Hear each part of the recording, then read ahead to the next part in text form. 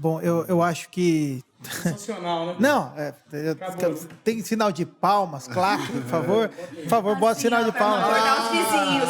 É verdade, Legal, verdade. legal. Mas assim, mais do que tudo, acho que ela respondeu até a pergunta que eu iniciei aqui, né? Que é a questão da dificuldade. Eu fiquei quieto aqui. Gente. Certeza que ele Não, eu tava revoltado aqui, fiquei quieto, falei, não, chega, a entrevista acabou pra mim. Não, e assim, nota-se que a Rebeca é uma pessoa claramente muito despreparada, e assim, além disso, que também ela também não tem uma vivência musical, assim, um convívio musical, né? Não tem paixão. Ela é casada com um cara que a gente não admira nem um pouco, né? Que a gente só ama. Estômago que vira corte. É aí você vai verdade, soltar. é verdade. Mas esse é o corte que a gente quer para chamar a atenção para o vídeo. Mas fica tranquilo, sem problema. Não, I love you. exatamente. Eu queria lembrar disso, né? O quanto do convívio... A Rebeca é casada com o Paulo Baruch, que... É irmã do Jonathan Nemer. Gente. É irmã do Jonathan Nemer. Mas você vai estragar outra pergunta minha. Deixa eu chegar no Baruch. Você já estragou. Olha, ele estragou a primeira, ele já vai desviar a segunda. O que eu quero... Se vocês quiserem, eu posso ir embora. Deixa só o Rogério aí. Não, exatamente. Não, tá tranquilo. Com licença. Assim, eu quero saber, assim, você é casada com um cara que expressa a arte de uma forma única, que toca a vida das pessoas de uma forma muito... Não tem uma pessoa que a gente, quando conhece o nome do Baruch, as músicas dele, não é tocada, marcada pela história. Começa por mim. Eu lembro que na minha faculdade eu ouvi aquele multiforme até... Aliás, antes... Acho que o Piano Voz, Amigos e Pertences, Ele conhece mesmo, falou o nome inteiro, Baruch, olha isso. Eu amo de verdade, amo de verdade. Até tem um álbum, acho que ele fez até o 2, né, do Piano e Voz, Amigos e Pertences tem também. o 2. Mas o primeiro me chamou a atenção, eu lembro na época da faculdade, agora eu não vou me lembrar, Baruch, você me desculpa, se quando ele canta Somente Deus, é no multiforme ou no Piano e Voz, acredito que seja no Piano e Voz. De Deus muito firmes são as promessas, falhando tudo.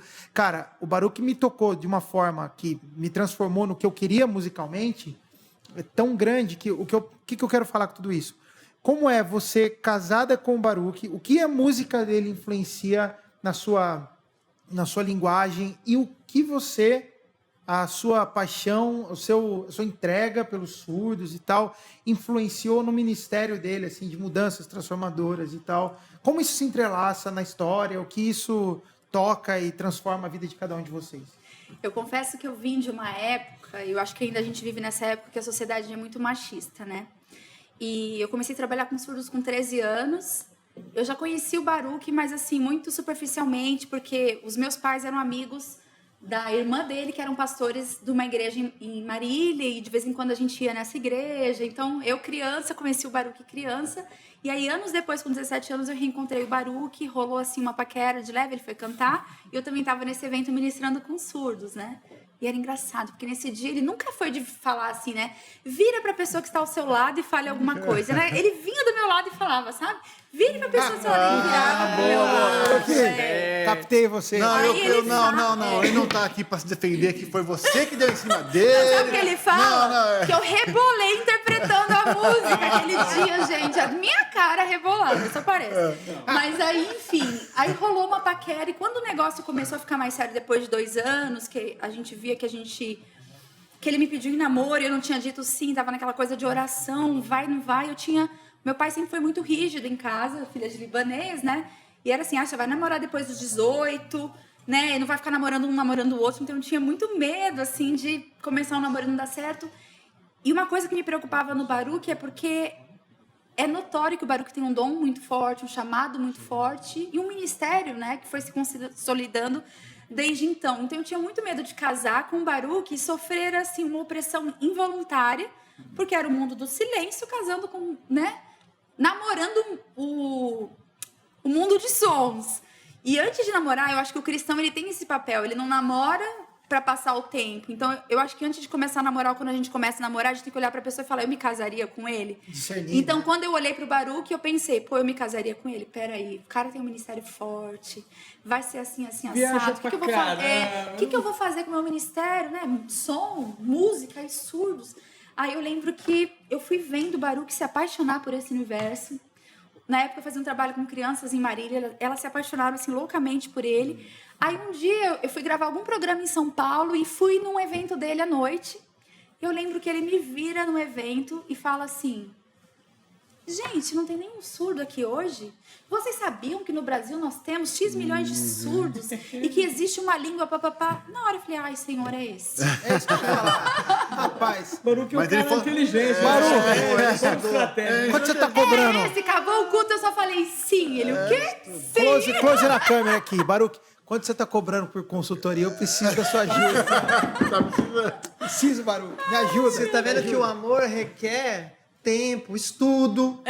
Oração, irmão. Eu quero chamar pro fit, mas Se antes bobear, eu vou fazer a ele pediu consultoria. aí namoro na linguagem ainda. É verdade. Aprendeu pra fazer. Sabe várias coisas, Baruque sabe Cara, várias coisas hoje. Quem sou eu? Eu não sei de nada mais dessa vida. Parabéns. E sabe o que eu vi naquele dia, assim, né? E com o tempo também, Deus foi consolidando e Deus tornou um ministério só. Porque através do Baruque também, ele deu muita visibilidade a essa língua. Em muitos eventos eu tive a oportunidade de ser a voz para os surdos, de interpretá-lo e de interpretá-lo bem, né? Assim, conhecendo bem as músicas. Então, podendo fazer o surdo vibrar, celebrar, aplaudir, dançar, se emocionar. Então, é muito legal quando a gente tinha a oportunidade de ir para algum lugar e fazer todo show também em Libras para os surdos. Então, Deus unificou isso de tal forma que não existia mais ministério dele e ministério meu. O Baruque sempre foi um cara, assim, fantástico. Todo lugar que ele pôde me abrir portas, ele abriu.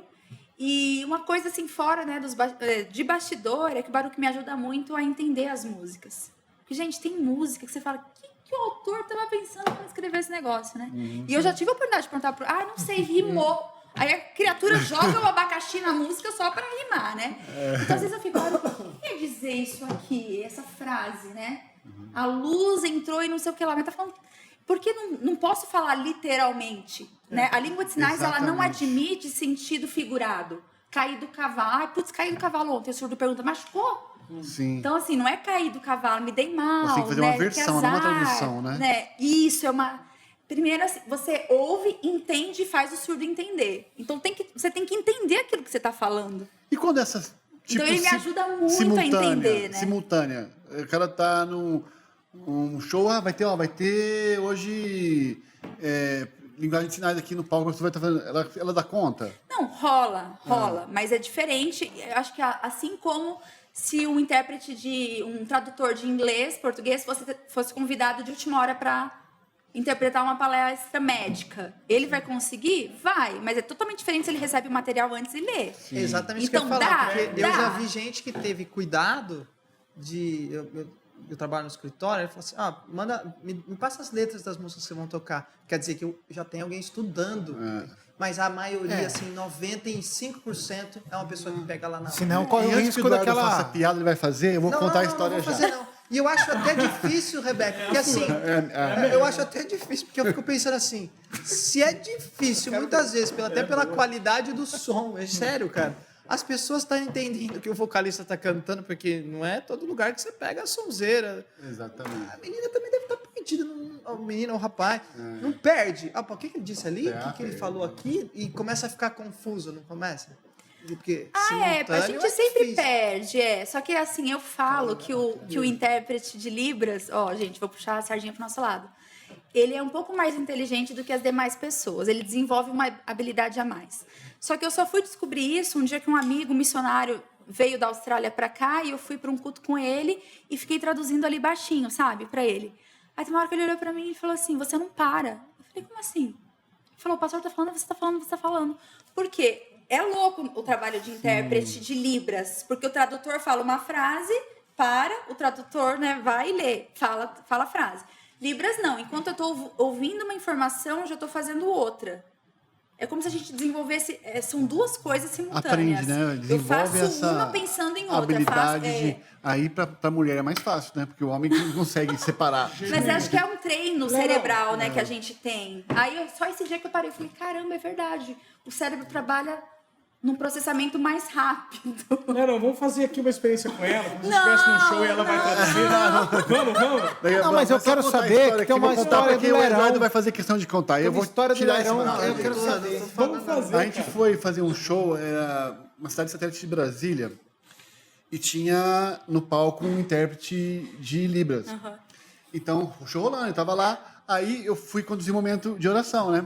Aí eu peguei e falei assim, tava lá falando, então vamos fazer o seguinte, vamos fechar nossos olhos, tá? Aí o intérprete Perdeu o sentido. pra mim, mano, não dá pra mandar fechar os olhos, né? Então a história é essa, pronto. Mas eu não Falei que tinha contei que fazer isso. o teste, foi contar, ficou meio sem sentido, cara. Não, mas, Não, assim, mas assim, mas ó, até esse eu foi acho, um caro- com certeza, mas não tinha entendido. eu acho que foi um Desculpa. erro do intérprete, né? Sim, foi erro. Porque o intérprete teria como falar, agora eles vão fechar os olhos, sei lá, alguma coisa assim, e traduzir o que você Então. tá Vou falando. sempre, senão Eu fechava. que não lá, entendo vamos- nada, eu ia pensar Você isso. matou. Porque assim, ouviram do Ipiranga, não ouviram, viram do Ipiranga. Sim. Então, para o surdo, a gente tem que colocar. Nunca falei para os surdos fecharem os olhos na oração, exceto quando é uma oração individual, que às vezes Sim. o padre e o pastor pode falar assim: agora vocês fechem os olhos e tenham seu momento com Deus. Ok, manda os surdos fechar os olhos. Mas sempre assim: agora orar, olha para mim. Vou mandar. Aí pô, É o aí tem contrário, ali né? milhares de pessoas. O show é feito para os ouvintes, os surdos estão sendo incluídos, ok. Mas é uma questão de visão do intérprete. Ainda vai. Folgado esse intérprete, ainda te intimou.